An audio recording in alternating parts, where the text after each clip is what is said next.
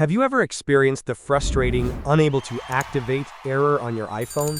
This may be due to an old system or a problem with the network connection. So today's video will show you how to fix. Method 1. Check or change the internet connection.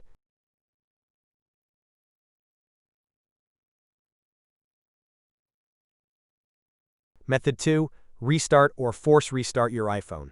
For iPhone 8 and earlier, press and hold the side/top button until the power off slider appears.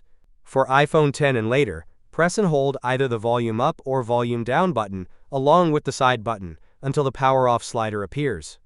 Drag the slider to turn off your iPhone. It may take a few seconds for the device to shut down completely. After the iPhone turns off, press and hold the side button again until you see the Apple logo. Method 3. Activate iPhone via iTunes. Connect your iPhone to the computer. Open iTunes. If you encounter the alert message that says, "Set up as new" or "Restore from backup" on your iPhone, it indicates that the activation process has been successful. Method 4. Using TunesKit iOS system recovery to fix. If the previous two solutions fail, then it could be certain iOS errors to blame. Fortunately, there is a better option. TunesKit iOS System Recovery, an iOS system recovery tool. Step 1. Connect your iPhone to computer and open the TunesKit. Choose iOS System Repair section and press the Start button.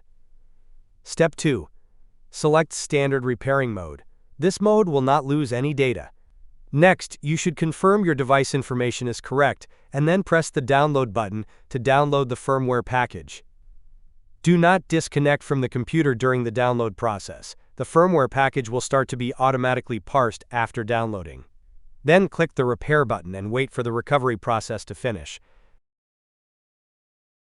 In a few minutes, your iPhone can be successfully activated and used. If you found this video helpful, don't forget to like, subscribe, and ring the bell.